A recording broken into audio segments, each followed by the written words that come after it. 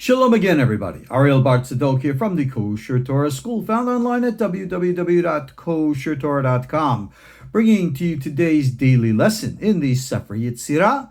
Today is lesson 64 in our series. We are in the 4th chapter of the book, and we're going to be dabbling, and you'll see what that means in a minute, in Mishnah 3. We are dedicating this class, as them all, to those who are going through all the trials and tribulations, wishing everybody safety, health, wealth, prosperity, and all the good things. And remember, for every obstacle, there is an opportunity. And now, with modern things going on, I might add, behind every war, there is peace. Behind all chaos comes order. And that is what our Sefer Yetzirah is really all about. And especially this point of order versus chaos. What is chaos? Think about it. It's the lack of order. What defines chaos? The answer is that that's subjective. Because, like we would say, one person's chaos is another person's order. Well, in Mishnah 3 here of chapter 4, we introduce this concept called a timorah. Timorah means, if you will, it's opposite. But if you remember from earlier chapters and earlier lessons, we spoke about taking the letters, and we've actually performed exercises of taking specific combinations of letters and rearranging them. So you can have words like dog, D-O-G, spelled backwards, G-O-D, God. And you come up with all different kinds of concepts based upon the same ingredients, if you will. Well, based upon this concept, you must recognize, and this is the reality of the world around us, whatever you look into, you're going to find a whole bunch more in it. Now, this is something modern science clearly understands. When we developed the microscope and we looked down into this little world in which we live, and we discovered all the stuff in stuff, right?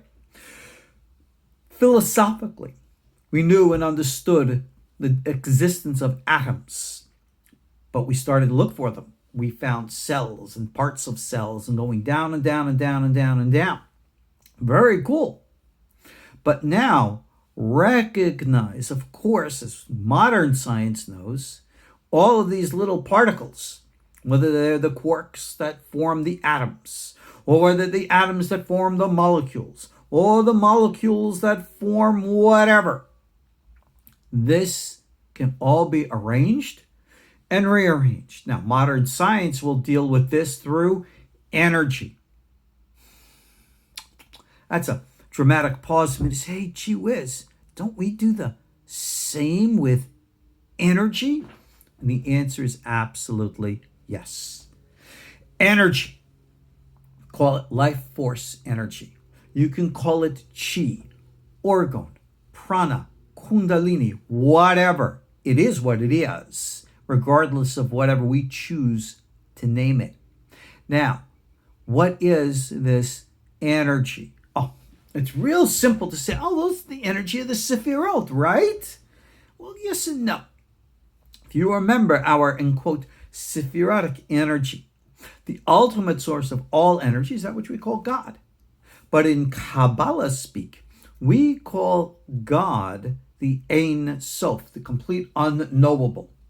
We only have a materialization, a manifestation of God, which can be reflected within our human experience. And that's what the 10 sefirot are, with, if you remember, you have willpower, which is keter, intuition, which is chokhmah, wisdom, intellect, which is bina, and going down through the emotions to form. And that's exactly what we're dealing with.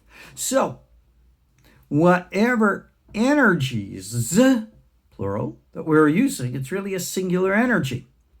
But like the colors of the rainbow, which all come from the singular color, that is how we have to deal and understand with this sephirotic energy. Now, why is this important? Well, we just said minutes ago that the letters themselves are changing and fluctuating. And you would think that you have a singular energy going into all those letters, or if you will, forms, combining, recombining, and causing all different types of structures. Well, the energy which itself goes in itself has, if you will, modulations. Maybe we should call it frequencies. Maybe we should call it waves. So there are two fundamental energies that I can focus on. Actually, three. And we're familiar with this again from the previous chapter. Remember Hadar, the Hesed, Gevurah, and Din energies. That which expands out, that which constricts in, that which seeks balance. But with us in our world today, especially when we look at these doubles here, we have energy which, remember, goes up, and energy which comes down. Well, what exactly is the energy that comes down? What exactly is the energy that goes up? Well, when we go up, what exactly are we attempting to do? I want to become more spiritual, more holy. I want to be more successful. I want to grow. I want to, all this stuff.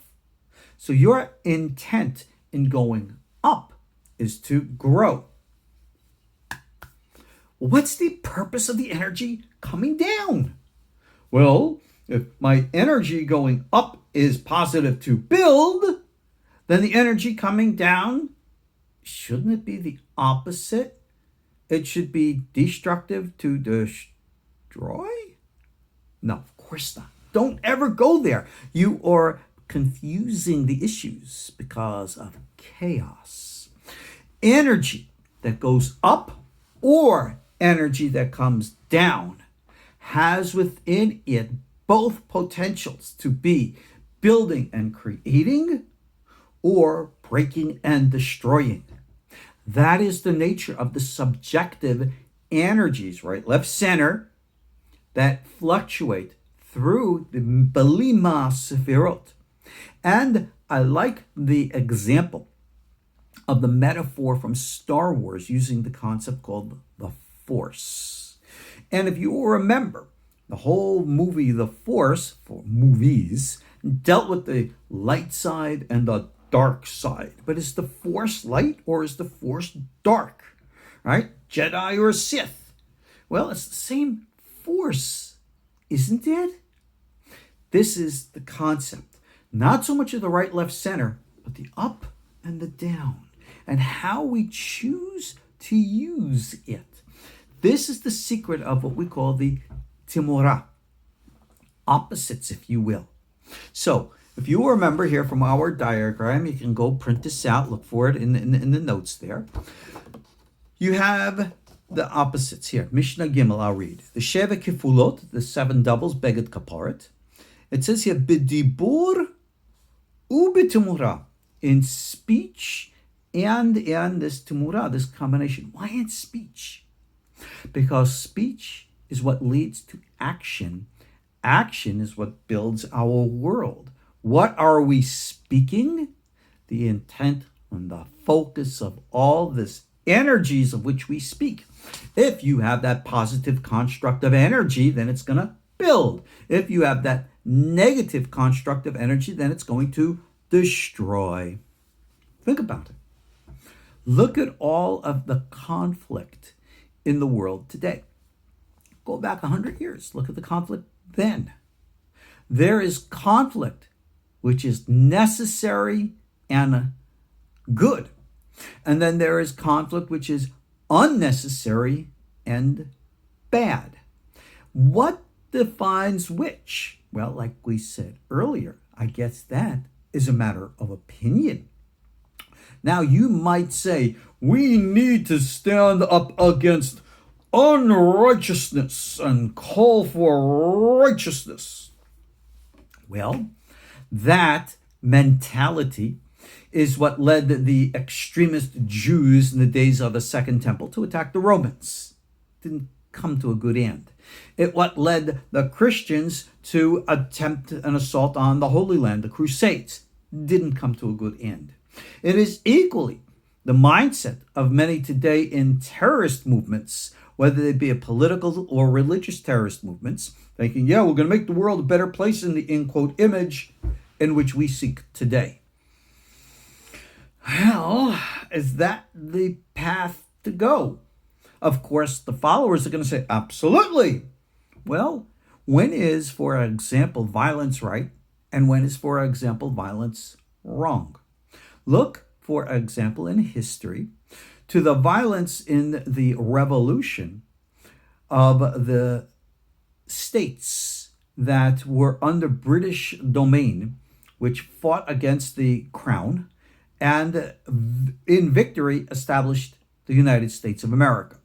Americans, of course, will say, yes, noble cause, fought for good. And you could look in the United States, even at that time, and there was a lot of bad stuff going on. Good, bad. You could take a look at the French Revolution and see the debacle, everybody losing their heads. And coming out of that, of course, was somebody like Napoleon. But yet, out of France came many good things of philosophy, ideas, and the likes, which changed the world. Bad and good. Good and bad. Tumurot. This is what you need to understand with everything that all of us do. We have the tumurah. You have wisdom, but opposite you have foolishness. The opposite of wealth is poverty. The opposite of seed is barrenness. The opposite of life is death. The opposite of governance is servitude. The opposite of peace, war. The opposite of beauty or hen is ugly. What is beautiful? What is ugly? I don't know. When is peace the right thing to do? When is war the right thing to do? When is it right to have a strong government? And when is too much government slavery? When is life worth preserving? And when is life worth sacrificing? Remember the famous words of American patriot Patrick Henry, give me liberty or give me death? Is that something that one can believe in? And what is the definition of liberty? I don't want to pay my taxes, so give me liberty. You tell that to the tax man and see how far that goes. Again, timurot, parameters. Everything exists within a context. Wisdom and foolishness. What exactly is wisdom? What exactly is foolishness? You can look at certain ideas in theology and belief, which when you look at them logically, you'll say, this makes absolutely no sense. This is the wackiest thing I've ever heard. To which the believers will say, it's not supposed to make sense. You have to believe in it in faith. So for some people, that faith is their wisdom. For others, it's their folly, their foolishness. Wealth, poverty. What exactly today is wealthy? What exactly today is poor? People today can cry and yell, oh, I am so poor, where they have houses, they have food, they have funds, whatever. I mean, if you go look in the history of humanity, poverty was like naked on the dung pile, dying. Things are different. Being fruitful, not being fruitful. We can apply that in all different types of ways. What is and what isn't the proper balance? These things are all subjective in context, and not I or anyone else can say, this is that. There are no such things really as absolutes. And that is the secret of the Sefer Yetzirah. Remember what this book is all about. It's formation, bringing to form and materialization the realities of the sefirot belima, the underlying energy patterns, which, like the colors of the rainbow, are themselves materializing into the multiple forms of letters. So then, let's give an example of color. Let's, for example's sake, say that the Hesed is the color green, or Gevura is the color red. Now, we've just associated the path of Chochmah to Hesed as the letter bet. Let's just, for example, throw in a color and say that's green. Okay, so like in our yesterday's class, we're going to visualize the patriarch Abraham, meditate through the sound of the letter bet, and visualize the color green. Just as our example. Some people use different colors, but that's okay.